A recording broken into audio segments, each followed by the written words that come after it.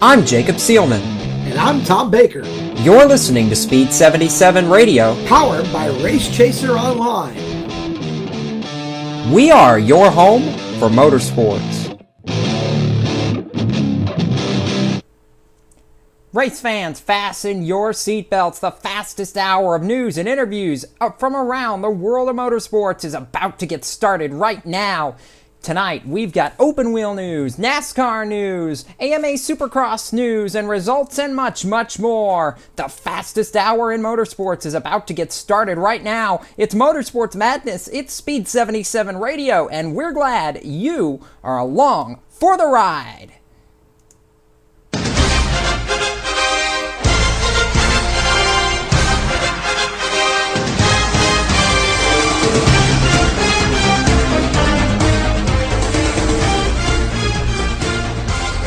Live from Speed77 Studios in Charlotte, North Carolina, this is Motorsports Madness.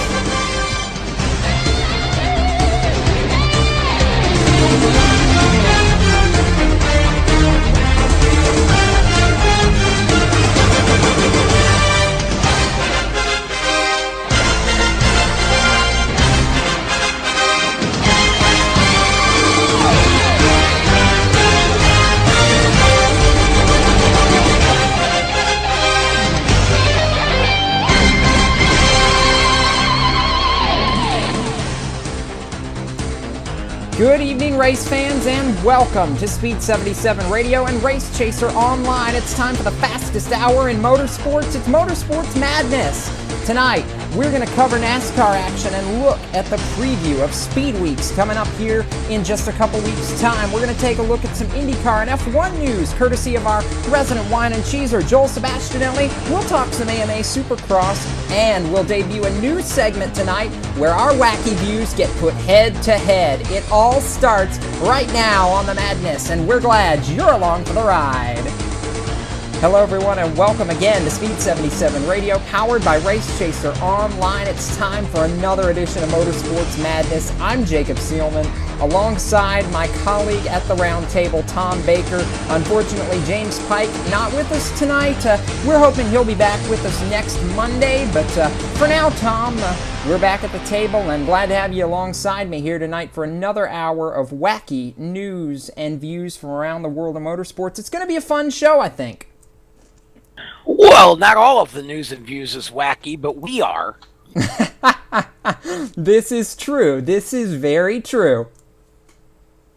It should be a fun show. You know, there's a lot going on in the world of motorsports, considering that this basically is, if you will, the calm before the storm. It's kind of that couple of week lull that occurs between the end of the Rolex 24 and the start of actual NASCAR race events, Daytona, and of course you got a couple of other little things happening in the meantime in the racing world in terms of late model races and such, but this really is the time when everybody's kind of battening down the hatches and just making sure everything is buttoned down tight so that they can get on the track and get some laps in, and it's the last chance really for the teams who are going to Florida, no matter what part of the Speed Weeks schedule they're participating in. It's the last couple of weeks or the last opportunity for them to final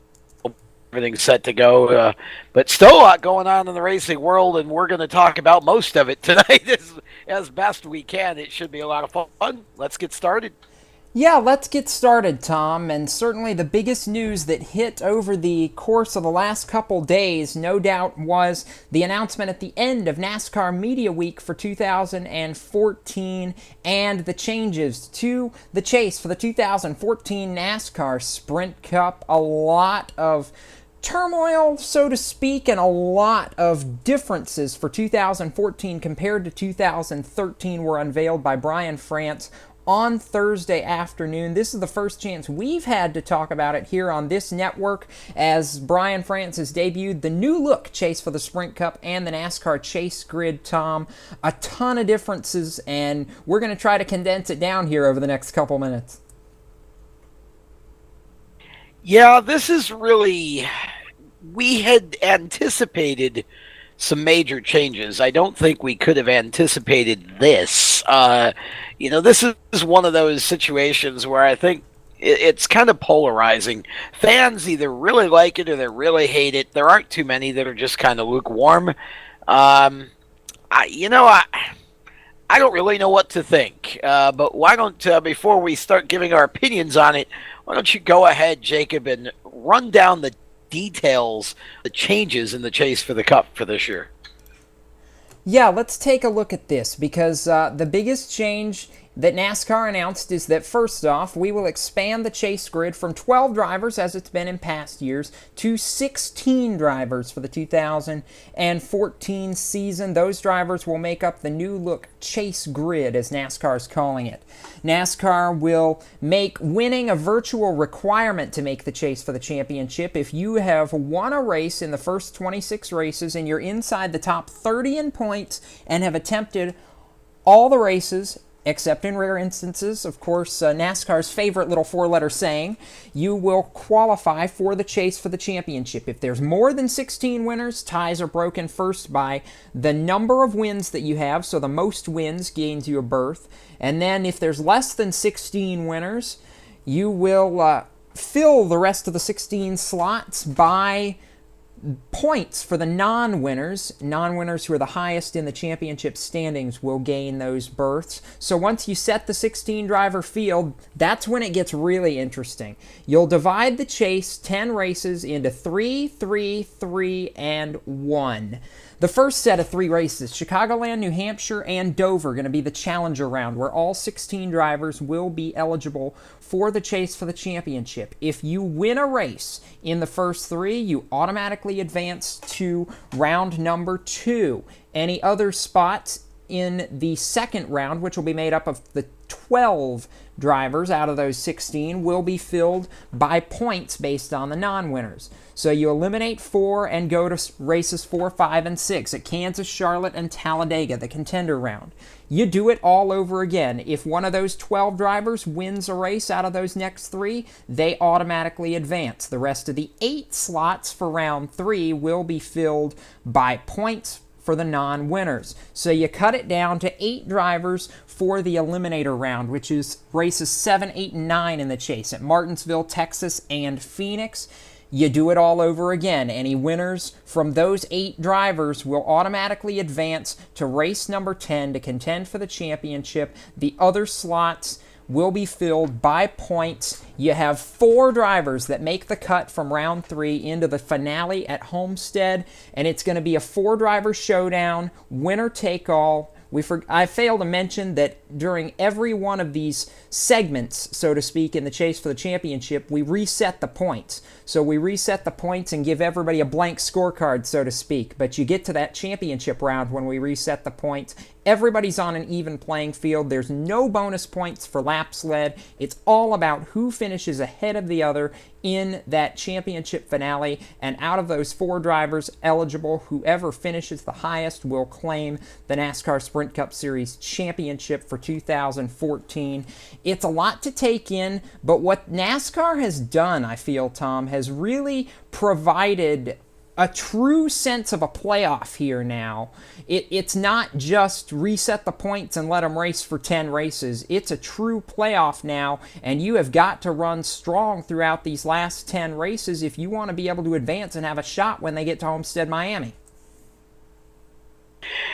Well, it's as close to a playoff as NASCAR is going to get, considering they still let all the teams play that were playing for the first 26 weeks.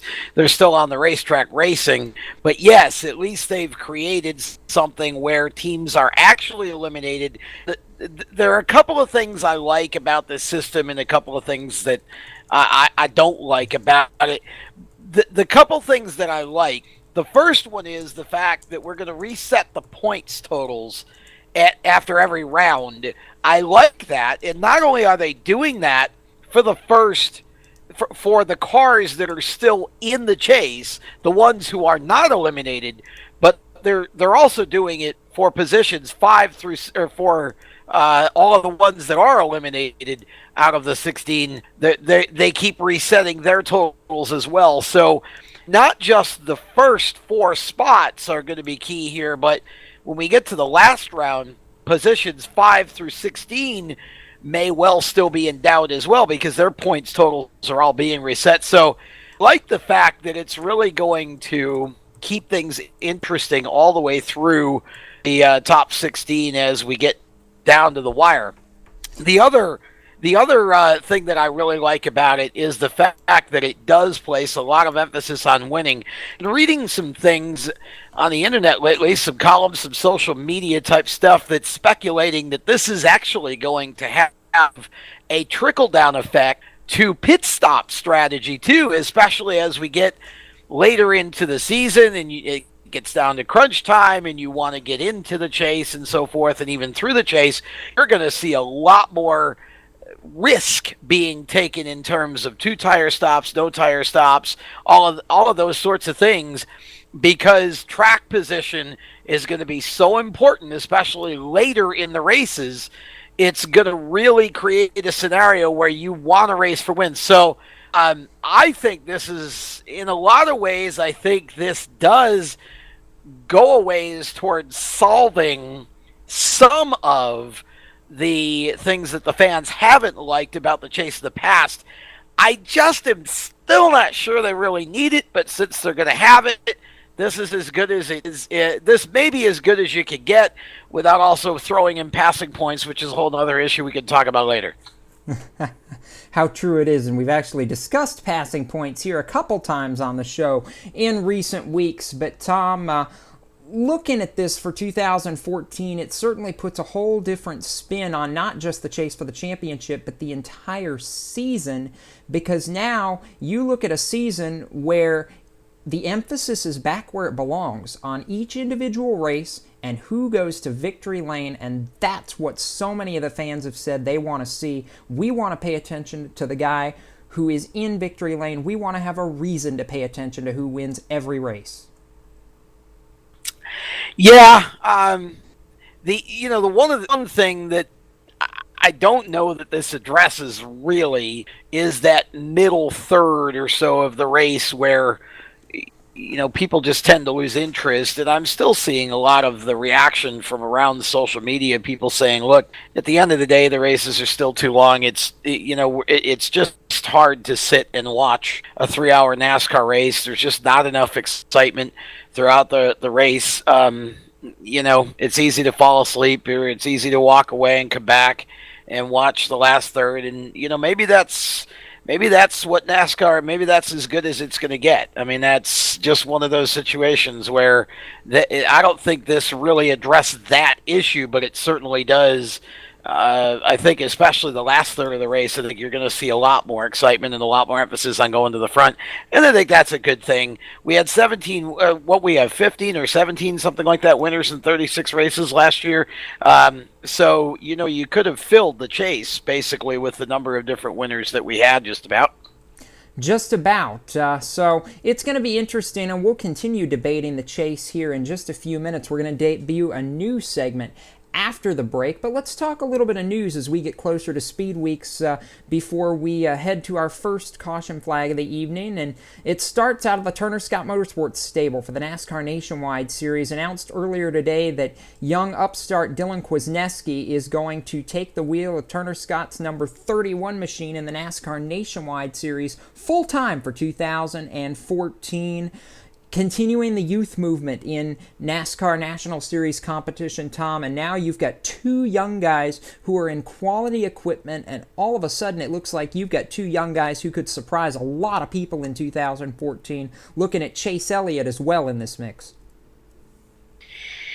Yeah, boy, and who would have thought this scenario would have occurred? Yeah, definitely Chase Elliott has to be considered. But yeah, it's going to be a very, very interesting rookie situation in Nationwide. Dylan Kwasniewski is a driver who I believe his opportunity is totally justified. He proved it with his performance in K&N West. He proved it in K&N East. And, Dylan is a young driver with a lot of talent, very humble young kid. And again, great to see that he is going to be able to get a full-time ride in the Nationwide Series with a good team and, people around him, particularly a crew chief who understands how to work and communicate with younger drivers. I think this is going to be a really interesting pairing. Yes, I think it's going to be too, and it'll be one to watch. Out of the Camping World Truck Series, a couple of nuggets for you. SWM Nemco Motorsports announced earlier today that a tag team will take place for that 8 truck in 2014. We've talked a couple times with John Hunter Nemechek here on the station about his 2014 plans to run 10 races in the Camping World Truck Series. Well, they're going to fill out that schedule. And they're going to fill out that schedule with a driver that John Hunter knows very well. That would be his father, Joe Nemechek. Joe going to take the wheel of the SWM Nemco number 8 for the other 12 races on the Camping World Truck Series schedule to allow that truck to run for owner points and keep it at all 22 races on the 2014 schedule. You want to talk about interesting pairings. This one is going to be one that could really turn some heads. Maybe not in the form of results per se in the first part of the season, but just because of who's driving it. Oh, I wouldn't sell the results part short. I surely am expecting good performance. Look, Joe Nemechek has not forgotten how to drive at the highest level. The simple truth is that he's just not in a situation where he has all of the necessary ingredients with his teams to be able to perform at the highest level. I think the Truck Series may be a perfect place for Front Row Joe to reappear, and certainly John Hunter, I think, is one of the most talented young racers in the country, and I think this is going to be a team that not only is going to be fun to watch because the two personalities are both enjoyable and entertaining to listen to and to be around. I think this is going to be a team that could actually contend for wins in the Truck Series. Maybe not right away, but certainly as the season goes on. And I don't know about an owner's championship. That would be a lot to ask. But I certainly think that this team could contend in the top 5 in the Truck Series, certainly with Joe, and I think with John Hunter as well as the season starts to go on and he gets more experience. I wouldn't sell this team short at all.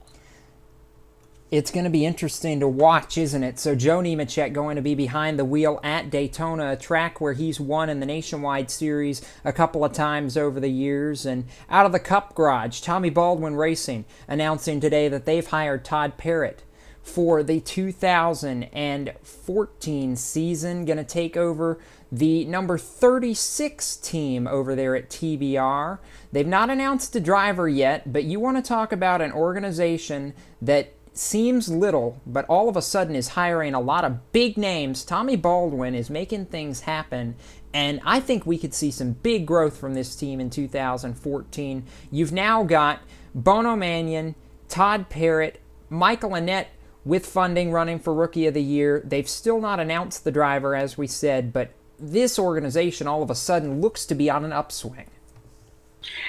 Well, and again, this falls just like the Nemechek truck team. This falls under the little engine that could category, in my opinion. And I think Dave Blaney's new situation as well with Mr. Humphrey is the same sort of scenario. TBR right now is a team that all of a sudden has 2 proven winners as crew chiefs and has a driver in Michael Annett that certainly has shown the capability of being a front runner in the Nationwide Series and a winner, and of course lacks Cup experience, but he'll get that.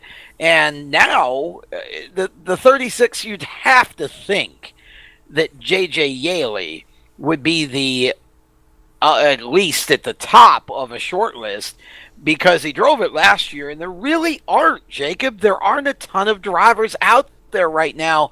Any kind of real Cup experience that you could put in that car that you could count on to go and run it in the top 10 on a weekly basis. So you're looking at having to put either a driver in there that's experienced, and you're counting on them just to kind of get consistent performance out of the team, or you got to look at a young driver, and I don't know where that would come from, but you got to look at a young driver who, much like BK Racing has done or Swan Racing has done, you got to look at taking a chance on another younger driver like Michael Annett, and just understanding that you're going to build with that driver for the future. So it'll be interesting to see who does end up in the seat of that 36 car, Jacob, but I would still have to think that J.J. Yaley would be the prime consideration here.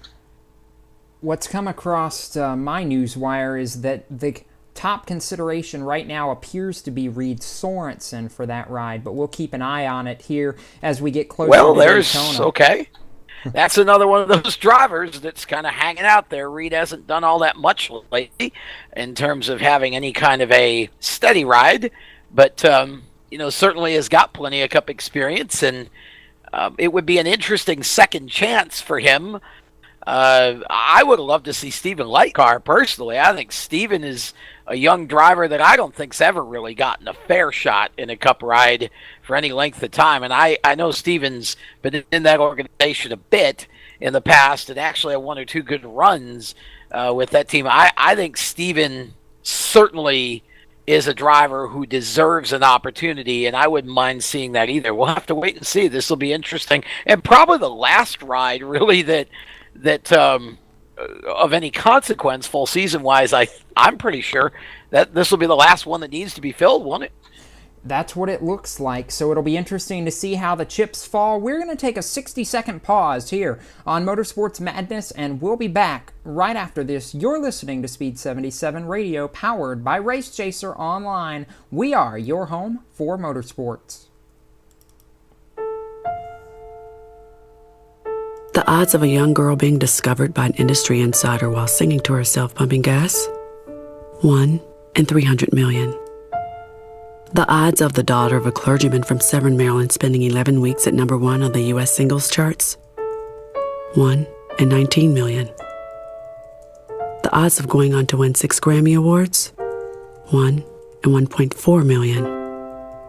The odds of selling over 40 million records? 1 in 800,000. The odds of this musician and performer having a child diagnosed with autism? 1 in 110. I'm Toni Braxton, and I encourage you to learn the signs of autism at autismspeaks.org. Early diagnosis can make a lifetime of difference. Autism Speaks. It's time to listen. Brought to you by Autism Speaks and the Ad Council. Welcome back to Motorsports Madness here on Speed77 Radio and RaceChaserOnline.com. Jacob Seelman and Tom Baker sitting around the round table. And Tom, we're about to debut a brand new segment here on Motorsports Madness, and it's going to be fun because we talk about sometimes getting into it as far as our differing views are concerned, and certainly we all know how to chat it up here on the Madness, and there's a reason we call it as such. But it's time to debut a brand new piece here on the Madness, and I'm going to throw it to you for this one because it really was your brainchild. We welcome in from the flag stand, black flag, checkered flag here on the Madness. Now, this is a segment that actually, the genesis of this has been my show in the past when I've done the show in other broadcast forums or platforms, and it really is a cheers and jeers segment, but it's racing, so it's black flag or checkered flag, and you give the black flag to something that, or somebody that you think has done something dumb or something you don't like, and of course you give the checkered flag to something that you do like or somebody that did something or said something that somehow struck you as being really cool. So hopefully we'll get the rest of our Speed77 Radio Race Chaser Online staff involved in this in the future weeks, but they all chickened out on week 1, so you left you and I to hang ourselves out here, and we're used to sticking our necks out, so what do we care? So, Jacob, black flag for this past week was Turner Scott Motorsports and the whole situation behind the number 4 truck for Jeb Burton. That's just an unfortunate situation over there. I absolutely hate it for the guys at TSM, and I hate it for Jeb Burton. They had some sponsorship issues and money issues swirling over there at TSM that unfortunately has left Jeb Burton without a full season ride and possibly not even a ride at Daytona, where he finished 5th last year. Tom, this is a driver with a win and 7 poles on last year's Camping World Truck Series season. He finished in the top 5 in points. It's ridiculous that 3 weeks before the start of the 2014 season, something like this goes on and leaves Jeb Burton hung out to dry on an island or up a creek with no paddle. It's a business, Jacob, and as much as we are always disappointed when the sponsor leaves the sport, we don't really know what the situation was with the company, but certainly not a cool thing for Jeb Burton, and hopefully he'll be able to line something up here before too long. My black flag goes to whoever made up the configuration and design for the new Formula One noses. Barf, barf. Somebody has been spending a little too much time in Colorado or Washington popping down pot-filled brownies, apparently. These things are as wrong as a football bat. That I cannot believe how ugly these things are, and I have no idea what engineering and design school these people would have gone to who thought that these things would be cool. Look, I have never seen anything like these things, and I know why Joel Sebastianelli snubbed his nose at them. These things are just pathetically ugly. That they are. I don't know that anybody has any disagreement on that. And if you were with us last Monday, you heard exactly what Joel Sebastianelli thought of the new Formula One noses. It's on our YouTube channel if you missed it. Go back and take a listen to last week's episode of Motorsports Madness. But I'm in agreement with you there, Tom. The new noses for Formula One for 2014, not in any way, shape, or form looking good, and just... What? Really? I mean, somebody had to be drunk or smoking the crack pipe when they came up with this. I'm with you there. Totally ugly. Big time black flag for all of them. None of them look any good. Now, on a happier note, my checkered flag for the week, and we're going to get Joel's take on this here shortly because he hadn't had a chance to comment. We talked about it a little bit last week. I'm going to revisit it again for my checkered flag segment, is Kurt Busch and his desire to run the Indy 500. Will somebody please give him a car and whatever it takes for funding? Automation can certainly write a big check. Maybe we could get Monster involved or whoever wants to play. Let's make this happen. Please move the start back for the 500 to 11 a.m. Whatever it takes. And while we're at it, Kyle Larson has asked Chip Ganassi for permission to do this at some point.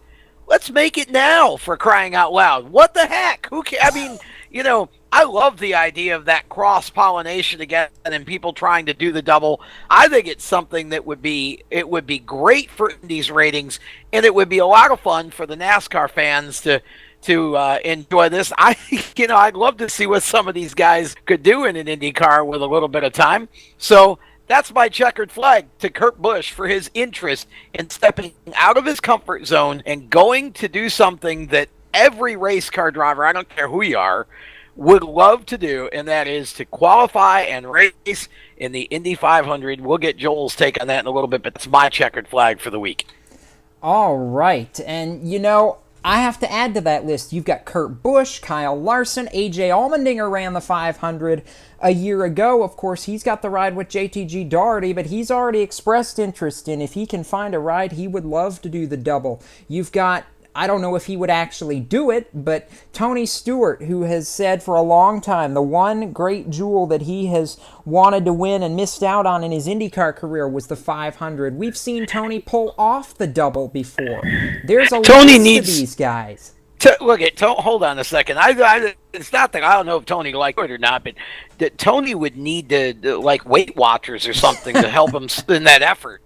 Yeah, I mean, he admits he's gotten a little chubby after being laid up for 5 or 6 months, so it's going to be interesting to see. But, if the option's even there, some of these guys need to take it. I mean, we need to see, like you said, the cross-pollination. But, Tom, my checkered flag for this week was the announcement that Eric McClure is coming back basically full-time for 2014, and not only that, he's going to attempt the Daytona 500 with Front Row Motorsports in the number 35 car. This is a driver who, towards the latter third of last season, was laid up in the hospital with health problems.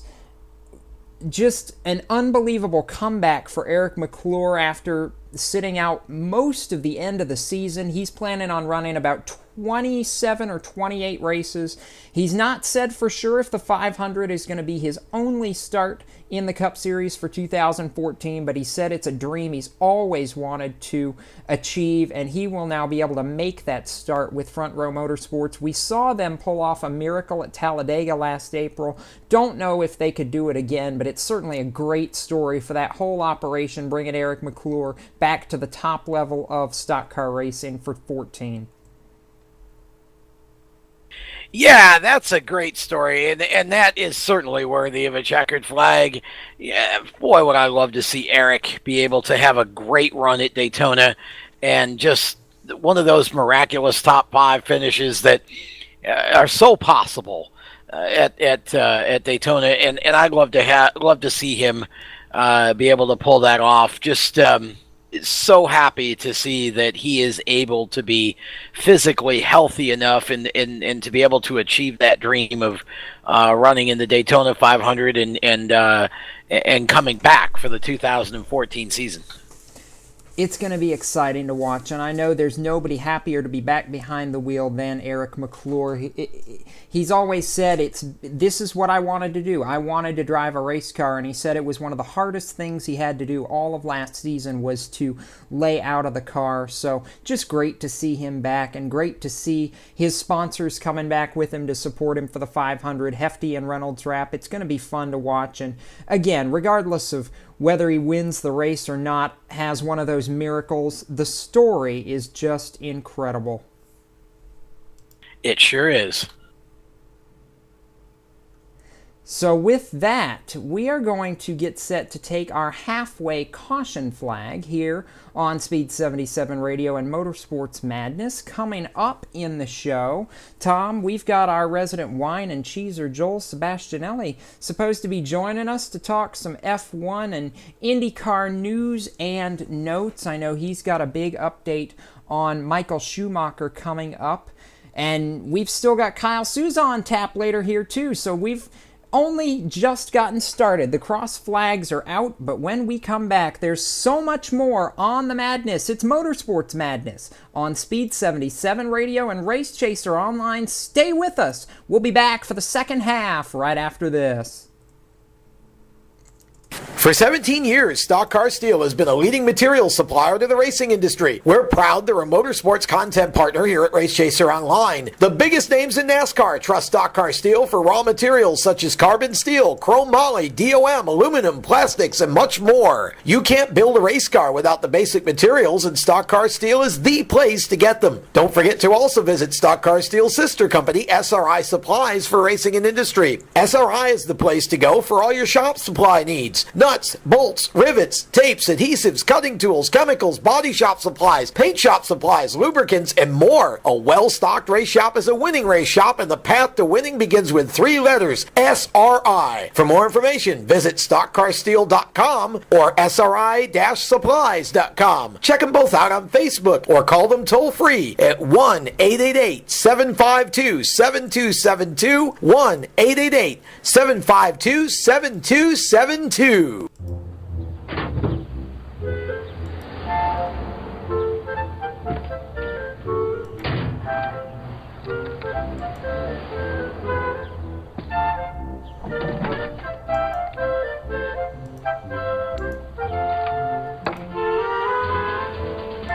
With our patented Hex-Tech grips, Cobalt tools are tough to put down.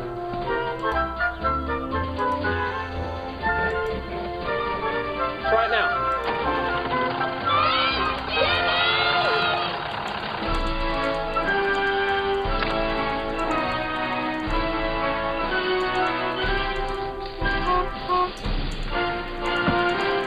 What are you doing up there, Jimmy?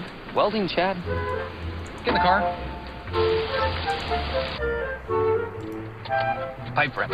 Hey, Jimmy. Cobalt tools, tough to put down. Available exclusively at Lowe's. I'm Jacob Seelman. And I'm Tom Baker. You're listening to Speed77 Radio, Powered by Race Chaser Online. We are your home for motorsports. Welcome back to Motorsports Madness here on Speed77 Radio and Race Chaser Online. Jacob Seelman and Tom Baker around the round table, and as we get ready to move into the second half of our programming here tonight, we move to Open Wheel Central and bring back one of our cast of characters, our resident wine and cheeser Joel Sebastianelli, to talk all the latest in IndyCar and F1. Joel, first off, we're glad to have you back on the program, and certainly from F1 testing to a potential run in the Indy 500 by a couple of our NASCAR stars, we've got a lot to talk about here in the next few minutes. Exactly. After Rolex 24, it would be nice to have a little bit more actual racing and not just testing. But for Formula One, it's the first action we've seen all season, kicking off 2014 in Spain with a test in Jerez. Reliability clearly setting the tone for at least for the first round of testing and perhaps even the season as they move to the new V6 engines. So many teams plagued with multiple issues up and down the pit lane. It was really a mess of sort in the course of 4 days. We'll see if that'll eventually sort itself out, but certainly no shortage of talking points in Formula One. No, there's not, but I want to start off with one of the biggest Formula One news bits that came out of the last few days, and that's an update on seven-time Formula One champion and multi-time race winner Michael Schumacher. Joel, we've been following this situation for over the last month now, ever since Schumacher had his skiing accident back at the tail end of December. Finally, a little bit of good news coming out of the hospitals overseas, that doctors are slowly beginning the process of removing the medically induced coma that Schumacher has been in. They're slowly going to start to wake him up, and certainly for not just the Schumacher family, but motorsports fans across the world, this is a hero to a lot of people in the world of motorsports, and certainly the best news we've heard since the end of December. It is the best news we've heard since December. It's very important not to get too excited, though. He is being weaned off the heavy drugs that have sedated him in a medically induced coma since December 29th, when he had his horrific ski accident. Surely without a helmet would have killed him instantly. The doctors in Grenoble, France say that he's reacting positively, but the family has been warned that years of physical and mental therapy, like speech therapy, will be guaranteed. He's not just going to wake up and be the same Michael Schumacher we know that won over 90 races and was one of the greatest drivers ever to step foot in a car. Multiple neurosurgeons that have been asked by numerous press outlets have confirmed that it's really unusual for anybody to spend more than 2 weeks tops in a medically induced coma. And so certainly he's been in there for so long that there's fears that chest infections and breathing problems could affect Schumacher's recovery going forward. And that's not including anything that has to do with his mental capacity. We still don't know how damaged he'll be mentally and physically. Definitely some positive news, but it's very important to sort of curb the enthusiasm and just keep ourselves in check, because we can't be expecting just a miracle recovery right off the bat. Right now, the thoughts and prayers certainly with Michael's family, because this journey is far from over. It is far from over, but if there's anybody that over the years has shown he's well equipped to handle hardship, it is Michael Schumacher. So our thoughts and prayers still with the entire family over in Grenoble, France. Joel, let's move to some more F1 news, and we mentioned it just a few minutes ago, testing in Jerez to get ready to kick off the 2014 season. And when you talk about testing, usually you talk about teams that have done well and teams that have not gotten off to the best start. And and the roles seem to be a little bit reversed for 2014 because one of the teams we expected to be off to that blasting positive start and get ready to set the tone for 2014 just as they have the past 4 years was Infinity Red Bull Racing. Not so in Jerez. Red Bull struggling the entire 4 days of testing, and all of a sudden they don't look like the same team that we've seen win the last 4 drivers and constructors championships. No, you're exactly right. Most of the prognostications in the preseason, before we knew anything about testing, it was 2 main things. The first thing was that factory teams would certainly have the advantage. It's one thing to be driving with Mercedes, Ferrari, or Renault power, but the actual factory teams were expected to have an advantage, and we've seen that so far with Mercedes. Just listen to these laps by manufacturer. Mercedes, 875 completed over the course of 4 days. Ferrari, 444 over 4 days. Renault, 151. With Red Bull under 100 laps, they've been plagued by so many issues. 21 laps in 4 days. It's a horrendous number. The Renault F1 engine chief, Rob White, said that there's myriad issues, not just one big overreaching issue that's been affecting everybody. On Wednesday, it was energy storage issues that were supposedly cured by hardware changes made that night, and Thursday was the best day for Renault, though certainly still an ugly performance from Red Bull. Red Bull suffering from overheating issues that are actually burning parts. There are so many things going wrong. Now look, it's far from over. This is not just a fatal flaw that's going to sink Red Bull and any Renault-powered team for the rest of the season. Look at Ferrari in 2012. Fernando Alonso was still able to challenge for the title and actually won the second race of the season in Malaysia, holding off charging Sergio Perez in the Sauber, when people didn't even think that Ferrari was going to have a chance to win a race because their testing was so bad. So this is all far from over too. I would expect that Red Bull is certainly behind the 8 ball, as is any team not named Mercedes-AMG Petronas. But as for Mercedes, they've had by far the best test. A front wing failure resulted in Lewis Hamilton actually going into the tire barrier rather hard on day 1. But other than that, it's been smooth sailing. Kevin Magnussen also impressed with McLaren. Set the fastest lap of testing. He's been one that, aside from a couple minor mistakes and going off track twice on the final day, I think that with a 1 minute and 23 second lap rather, he is about a second faster than anybody else. Felipe Massa in there as well, but it's mainly been Mercedes over the course of the 4 days since we've been there. I think that Mercedes is definitely the number 1 team to beat. You can't look at Red Bull or any team powered by Renault and think that they're in the driver's seat right now for this championship. Things are just certainly very complex. You don't want to read too much into it, but things aren't looking too well right now for the entire Renault outlet, although they hope that things will be fixed by next month in Bahrain. You took away my question a little bit, Joel. I was going to ask you: is it time to panic if you're Red Bull? Is this push the panic button, or are we not quite to that point? You definitely want to be on standby. Hand over it. Don't press it yet. If things go horribly wrong in Bahrain, then yes, I think you certainly maybe not necessarily need to panic, because panic induces poor performance, but you need to really evaluate, starting right this very second, what do we need to do to be on par with Mercedes? Not just be on par with Ferrari or some of the other teams, but you need to be on par with the very best in the sport. You've won multiple straight Constructors and World Drivers' Championships. Anything less than that is a failure if you're Red Bull Racing, quite frankly. So they certainly have a lot of work to do, but I think this championship will be wide open, because outside of Renault, the story is, again, reliability issues. On that very first day, you had Toro Rosso with trouble. Marussia, who actually put in some great laps later on, they were not there. McLaren stopped on track. Ferrari stopped on track more than once. Force India stopped on track. Every single team has had some sort of a mechanical issue. So again, I want to stress that you can't read too much into it, but even though you don't want to read too much into it, you only have to flip the opening page up to see the problems that Red Bull's having, and certainly there's a ton of work to be done, and you can't be happy if you're anyone associated with that team right now.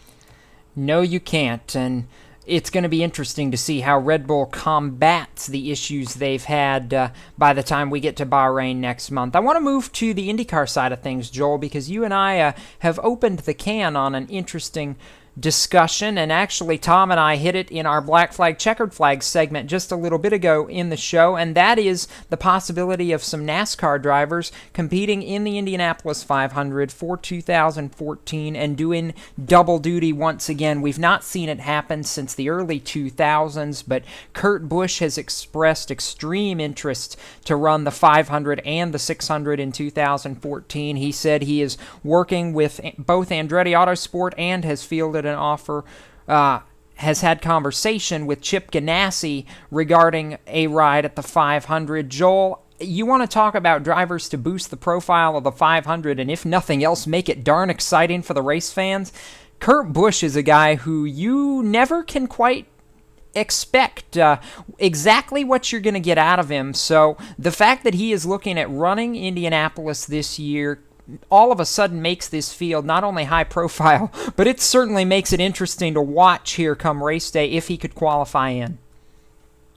Yeah, it does. He says that he's 70% sure that he'll run at Indy in May and also in Charlotte at that same day. Gene Haas from Stewart Haas Racing has already given his okay. He completed his rookie orientation already last year, clocked nearly 220 miles per hour with Andretti Autosport. The biggest thing for him, I think, will be conditioning. He says that when he does finally decide to do it, he's going to hire a personal trainer that same day, because there's going to be at least 4 months of physical preparation that has to go into this. There's not necessarily more physical pressure running an IndyCar, but it's very different. You're exercising muscles, a lot more pressure on your neck, for example, when you're whipping up, 3-4 G-forces going through those corners in an open cockpit car. There's definitely a different physical value that, Tony Stewart certainly couldn't run now for no other reason that he couldn't fit inside the car if he wanted to do the double duty again. There's certainly a different sort of mental preparation for this race. As for some other guys, I do think that we may see Kurt Busch run with Andretti. Perhaps A.J. Allmendinger. Started 5th, finished 7th in a very respectable effort last year. But the problem with AJ is that he's going to have to find a ride. You look at some of the teams that entered last season. Who else is going to be willing to field a second car? AJ Foyt will probably field a second car again. But looking up and down the paddock, there just aren't that many teams. We've struggled just to get to 33 cars these last few years. So will there be an effort without any major sponsorship for some other guys to come in from NASCAR? Perhaps we'll see. But if Kurt Busch would be able to run, he would be the first since Robbie Gordon and Tony Stewart for sure. John Andretti has also completed that double as well.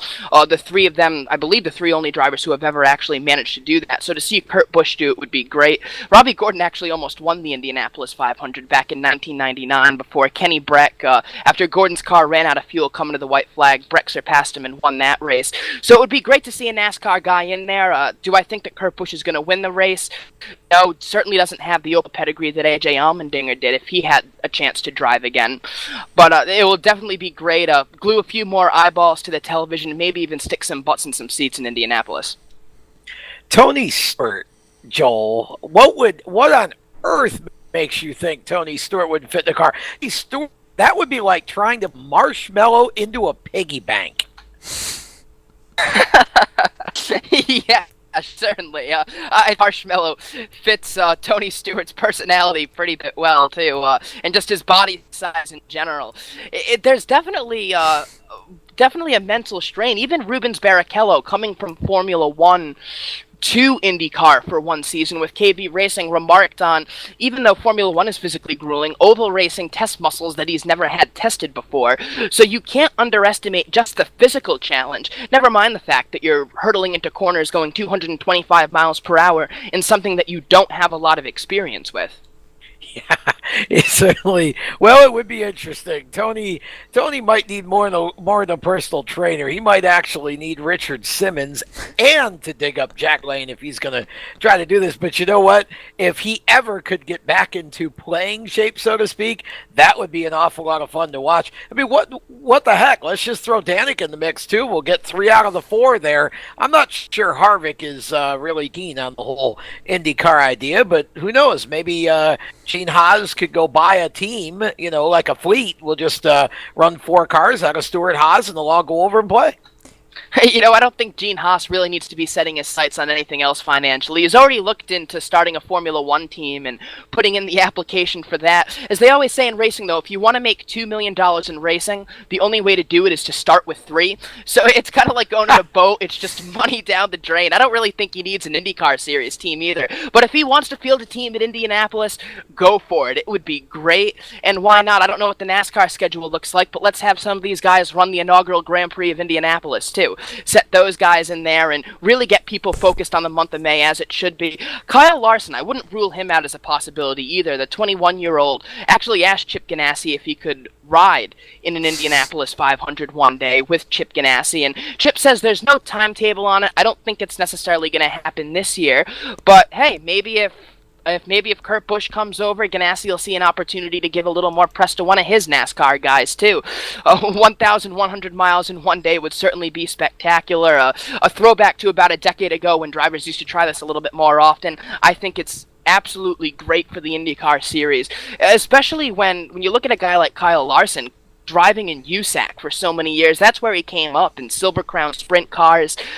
This used to be the guys that made the Indianapolis 500 what it is today. Certainly it's changed to more full-time drivers, but those USAC guys made open-wheel racing so formidable back in the 60s, 70s, 80s. So to get a USAC guy like Kyle Larson in there, it shouldn't just be Kyle Larson. These IndyCar teams should be looking at USAC drivers every single year for the 500 and other places. I would love to see USAC be the training ground for the IndyCar Series like it used to be.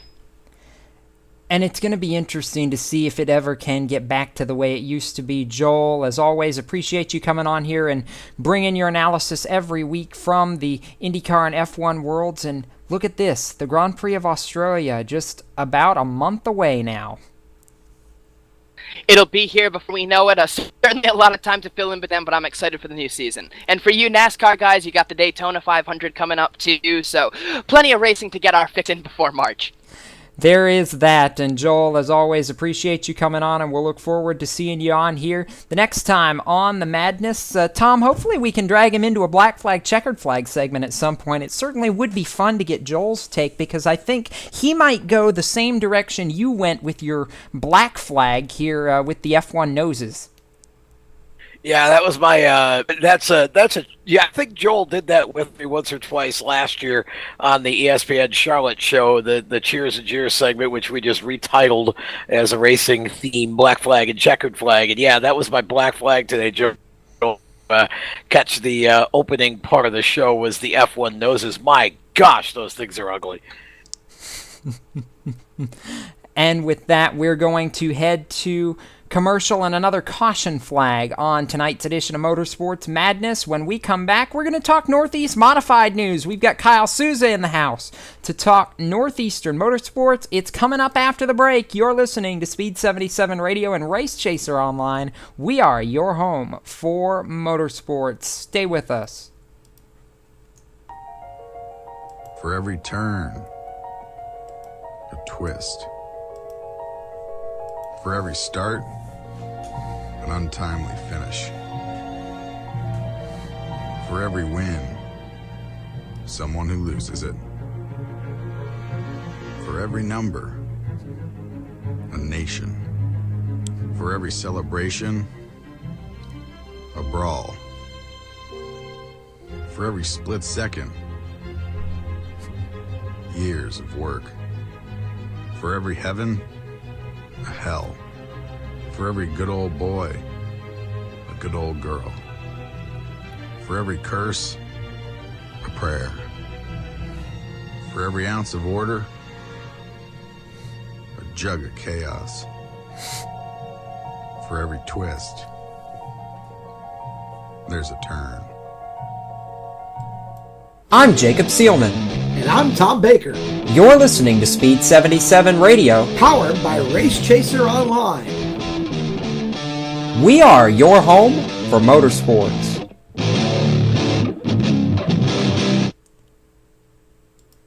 Welcome back to Motorsports Madness here on Speed77 Radio and Race Chaser Online. Jacob Seelman, Tom Baker at the analyst table tonight. Now we move from the open wheel world to the Northeast world of motorsports and bring in another one of our Race Chaser Online and Speed77 Radio cast of characters in the form of Kyle Souza. We're going to talk some modified news and notes here. Kyle, first off, welcome back to Motorsports Madness. We're glad to have you back on the program and got some Northeast news to talk about here tonight on the show.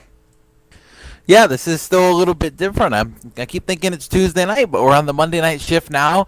And you know what, Jacob? This afternoon I talked to you for a little bit on the telephone, and we were talking about the Hill Motorsports number 79. And me and you spoke a little bit about Woody Pitkat. And for the fans that don't know, Woody Pitkat drove the Hill Motorsports number 79 last year on the NASCAR Wheel and Modified Tour up here in the Northeast. He competed somewhat successfully on the tour, but the car just didn't give him the equipment that he needed, apparently, to be competitive. So Pitkat decided to take weight and take his own way. He's going to be running the SK portion of the schedule up here in New England. The Hill Motorsports team, however, is not done.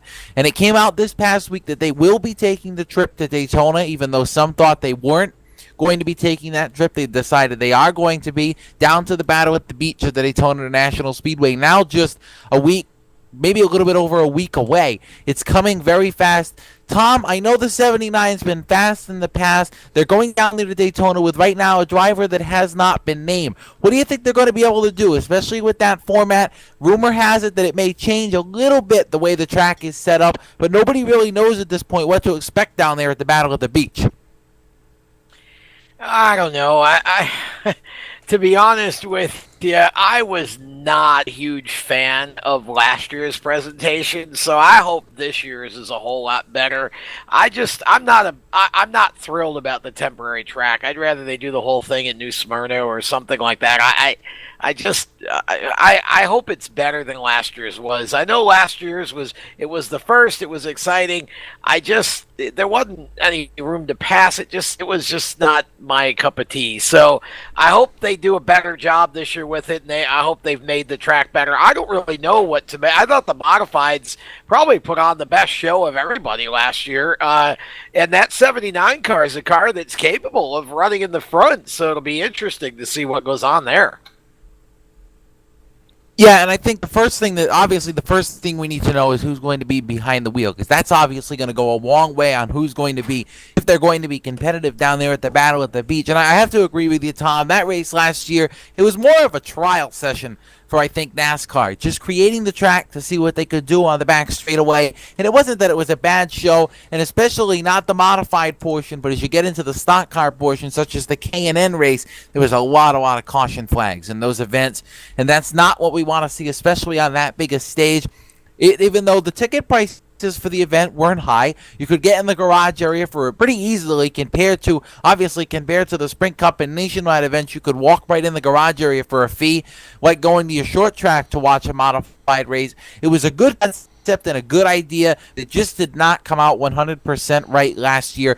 I've heard that they're going to make a couple of changes to the track to make it more of a raceable track. Last year it was a lot of braking zones. It was more like somewhat maybe more like driving a road course section last year, because you had to get on the brakes so hard going in the corner, and by the time you picked up the gas, you were right back on the brakes again. So it was a short track that really was never set up exactly right. But going back to Hill Motorsports, that team's been competitive in the past. They did have good runs with Woody Pitkat last year, and I do expect them to be competitive with whatever driver they put out there, not only with the driver they put out there, but especially the low car count that's probably going to be expected down there. That car is going to be one of the best pieces of equipment out there, regardless of the driver. They're going to be competitive when it comes Battle at the Beach time in just about 2 weeks.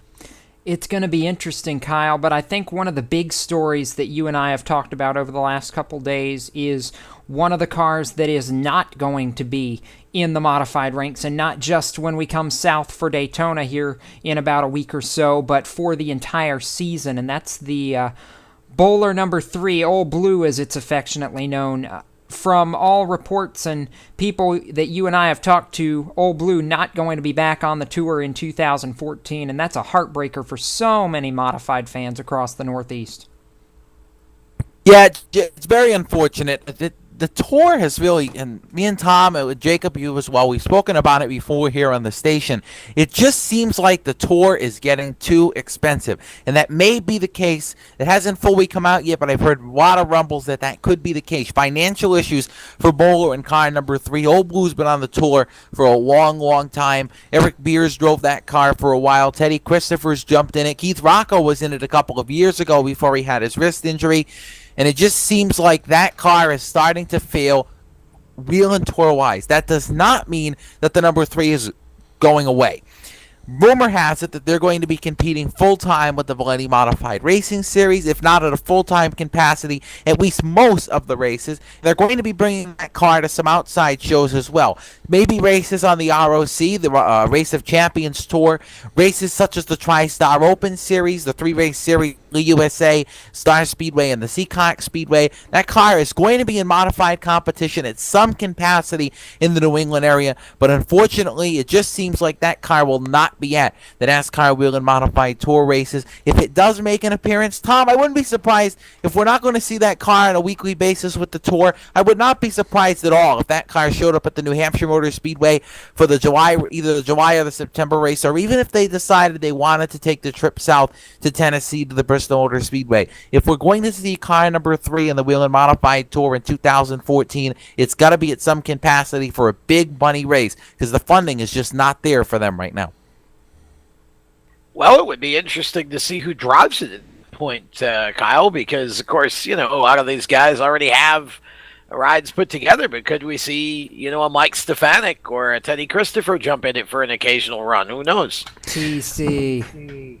Yeah, and Teddy's a good option. And Tom, you know what, just quickly to get into it, you just mentioned Mike Stefanik. I was talking to Jacob earlier this afternoon for a little bit about Stefanik. Rumor has it that Mike is not ready to retire full-time. He's come out and said he's not going to say he's retired because he does not want to run a full schedule, but he is willing to appear at certain races. And I guarantee you, if that car number 3 is open and Teddy Christopher is not going to take gains, Mike Stefanik could be a front runner. Even if he's not going to run full time, he said he's not going to run for any more championships. He's got plenty of those, as we know. But I would especially see Mike Stefanik getting in, maybe not the 3, but another ride for especially those big races. Those are the big money dollar races and the big winning races on the Wheel and Modified Tour. Not only like the Staffords and the Thompsons that they run on a weekly basis or a bi-weekly basis, the New Hampshire and Bristol. Those are their big two big races on the tour in 2014, and I would expect somebody to be behind the wheel of that number 3 for especially those. It will be interesting to see, Kyle, and you talk about Mike Stefanik, and I mentioned Ted Christopher just a minute ago, but the other interesting thing is with the tour shaping up for 2014, we've not heard a lot of word on Ted Christopher's 2014 plans either. He has come out and said he is talking to a couple of different teams, but he's got nothing shored up just yet for 2014, and you talk about a Wheel and Modified Tour without Mike Stefanik and Ted Christopher, and that's going to blow the thing wide open. And it's maybe a little bit of a changing of the guards. I know Teddy's not that far up there in age like Stefanik is, but the changing of the guards on the tour is really starting to come alive. We see it a lot, maybe even in the Camping World Truck Series. Earlier, you guys were speaking about Joe and John Hunter, the Nemecheks. Joe's kind of taking the reins away from himself and pushing them towards his son. It's not a son-father kind of thing that we're seeing on the Wheel and Tour, but it's a changing of the guards from the facts of the champions, such as Mike Stefanik and Teddy Christopher, maybe not going to run the full-time schedule, moving it over to guys like Ryan Preece, the defending champion, Doug Colby, still going to run full-time in number 2 this season, and Matt Hirschman. Hirschman is getting up there in age, but Money Matt shows up. He's going to run the tour. He's going to run the side races. The changing of the guard of the Wheel and Modified Tour, not only on this coming season, but upcoming, is going to be interesting. TC, on that note, not sure what Christopher's going to do. Jacob, you said it. He has not come out and said what his plans are for 2014. There's always those 3-4 rides that are open, maybe for a part-time schedule or a full-time. Teddy definitely probably going to be competing in the SK Modified portion up here in New England, because we've seen him do that for a long, long time, and he's vastly competitive at that. I've heard rumors that he's going to return full-time to the Thompson Speedway. on Thursday nights when they run their SK division. They're only running 6 to 7 events, so that'd be something I could see him going after the championship in that matter. But as far as the tour goes for Teddy Christopher, I don't expect a full schedule. If he is going to drive, it could be in car number 3, or maybe there's another ride out there we're just not seeing at the moment that could fit TC in 2014.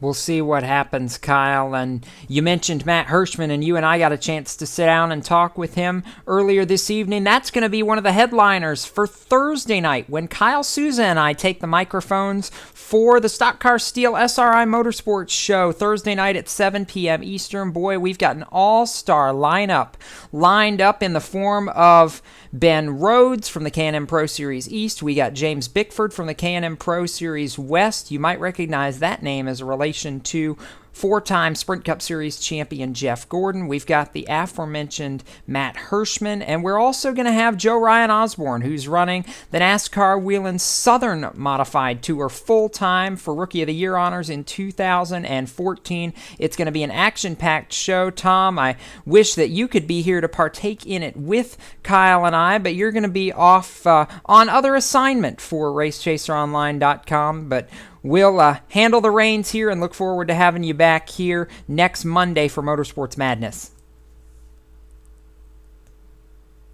Yeah, it'll be fun. Definitely doing some out-of-town time, working with some other situations there. Actually, one of our driver clients, Team Full Throttle driver clients. So excited to go do that for a few days. And you guys will do a great job on the Stock Car Steel SRI Motorsports show.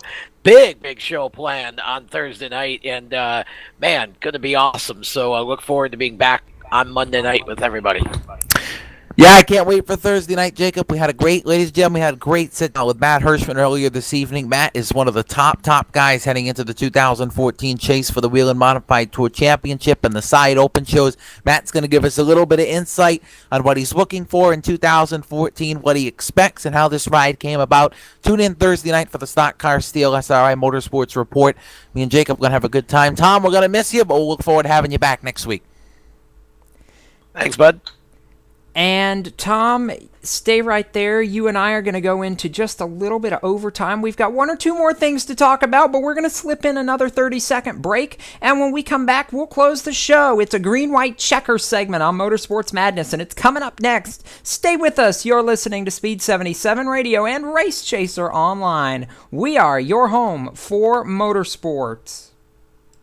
Hi, this is Jamie McMurray here for RAD, the entertainment industry's voice for road safety. Want to make a difference? It's simple. Be responsible. Plan ahead. Designate before you celebrate. Friends don't let friends drive drunk. Baby, you can drive my car. Yes, I'm gonna be a star. A public service message brought to you by the U.S. Department of Transportation, RAD, the National Association of Broadcasters, and the Ad Council. I'm Jacob Seelman. And I'm Tom Baker. You're listening to Speed77 Radio, powered by Race Chaser Online. We are your home for motorsports. Welcome back to Motorsports Madness here on Speed77 Radio and Race Chaser Online. Jacob Seelman and Tom Baker getting ready to round out the show. Tom, we've got just a couple more things to wrap some loose ends up on before we call it a night here from the studio. And one of the big things that I want to talk about real quick is the AMA Supercross event from over the weekend in Anaheim. Angel Stadium hosting their third and final event for the 2014 season, and it was a wild one. Ryan Villopoto, fast qualifier as he normally is, Villopoto gets the whole shot, but all of a sudden, storming up the inside, here comes the 22 and Chad Reed. Chad Reed gets by Villopoto before they ever finish lap 1. Reed, of course, won the second Anaheim event this season and broke almost a 2-year winless drought, but Reed is back. He gets the lead from Villopoto, leads all 20 laps of the main event to capture his second win of the season, his second straight in Anaheim, and his record 9th overall event in Angel Stadium, taking over the all-time lead in wins at Anaheim from Jeremy McGrath. An incredible run by Chad Reed to take it over, and all of a sudden, 43 career wins. Chad Reed back on the top step of the podium in AMA Supercross, Tom. And one thing we've noticed, Ryan Villapoto started out strong, but Reed gets by him. Ken Roxon gets by him. A lot of pressure on RV1, who's won the last 3 Supercross championships. And now, all of a sudden, we're not looking at Ryan Villapoto as being the dominant force in AMA Supercross this season. The fastest man on 2 wheels having some struggles in 2014. How many times have we talked about the Big Mo and what a strange but undeniable force momentum can be? Chad Reed got a big win not too long ago, as you said, the second Anaheim event, and all of a sudden here he comes again, and it's unexplainable how these things tend to happen, but it just catches fire again, and Chad's having a great start to the season. Certainly Ryan Villapoto has got to be a little bit concerned at this point, but nonetheless, I mean, this is going to be fun to watch all year long, because I've got a feeling these two are going to go back and forth pretty much the whole season. Oh, it's going to be fun. Reed moves to within 2 points of the championship lead that Villapoto holds. And real quickly on the 250 side of things, Cole Seeley finally gets on top of the point standings, or close to on top of the point standings. He finishes second after Jason Anderson, who won 3 of the first 4 250 races on last lap passes, collides with another rider, finishes fifth. Seeley ends up second to tie the championship lead. Dean Wilson out of Florida and riding a Kawasaki comes home with the unlikely win in the 250 class, and I think James Pike said it best last week on Motorsports Madness when Cole Seeley's nightmares were plagued by Jason Anderson. Maybe now it's going to be the other way around, because Cole Seeley coming back to the top of the charts in the 250 class. But Tom, before we go off the air tonight, I do want to talk one more thing, and that is a preview of Daytona Speed Weeks, and not just Speed Weeks, but the big one, the Daytona 500, coming up in a little less than 3 weeks' time. Actually, 3 weeks from yesterday, the 500 will hit the track for 2014, the 56th running of the Great American Race. And we always say you can never predict the Daytona 500, but you can look at guys who have performed well over the last couple years to be strong in the event. But this Daytona Speed Weeks, with as many changes as there have been, looks to be as wide open as any Speed Weeks I've seen in a long, long time.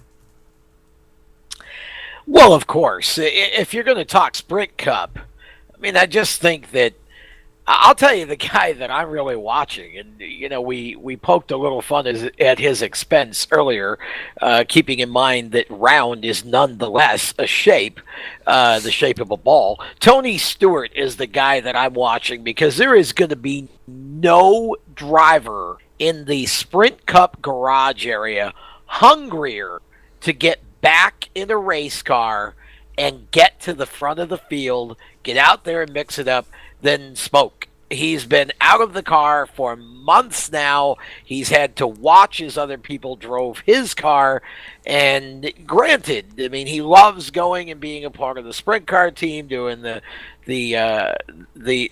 Rumble deal, all of that, but at the end of the day, Tony Stewart's all about driving race cars. That's the guy that I'm going to be watching this entire Speed Weeks, as being the guy that I think is going to be motivated to go out and simply kick everybody's butt in the Daytona 500. With that being said, the other guy I'm keeping my eye on is a guy who is now on Tony's team, and that's Kevin Harvick.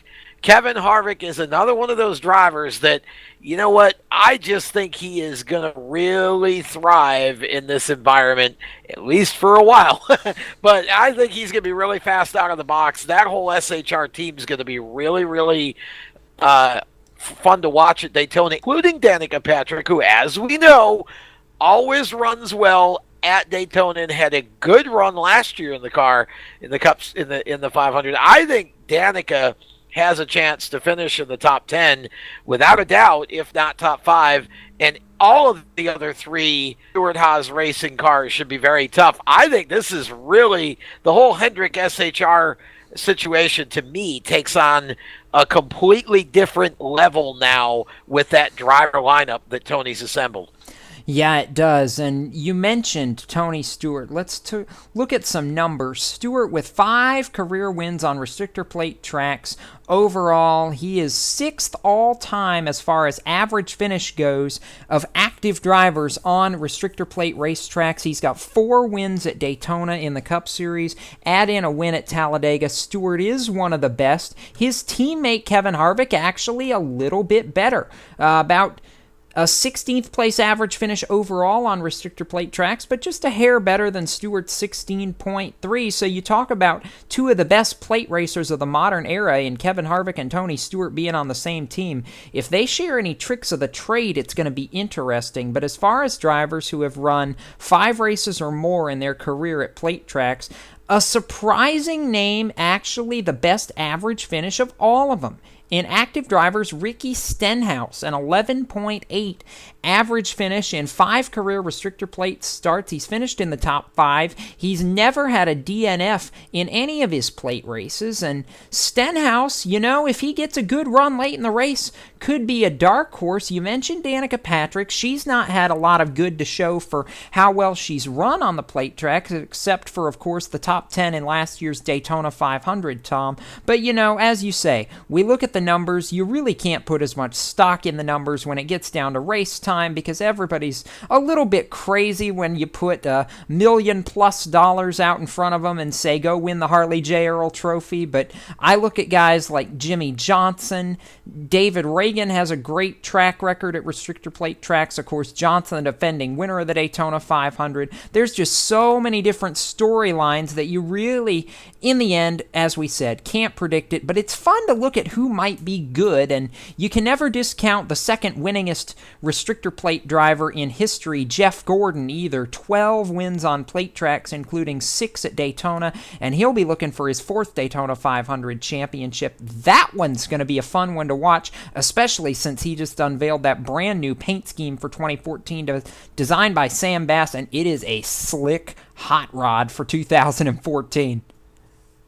No doubt. I did not realize Ricky Stenhouse had that type of stats on plate tracks. So we could actually see Danica versus Manica for the 500 win. That would be something, wouldn't it? Oh, that's a new one, but you know what? It would be fun. Imagine those two fighting it out on the last lap for the Harley J. Earl Trophy. What a ride home that would be for whoever one didn't get it. They'd be fighting it out for the win and who gets couch that night. That's what that would amount to. Oh boy, so, as we said, there's so many possible prognostications and storylines that we couldn't possibly lay them out for you here in the time that we've got, but it's been fun, Tom. I'm looking forward to Thursday night. I'm looking forward to next Monday, too, because when we get to next week, we're kicking off Speed Weeks, because next Saturday is the ARCA Racing Series at Daytona and the official racing start of Speed Weeks. I can't wait. I'm looking forward to it just as I know you are.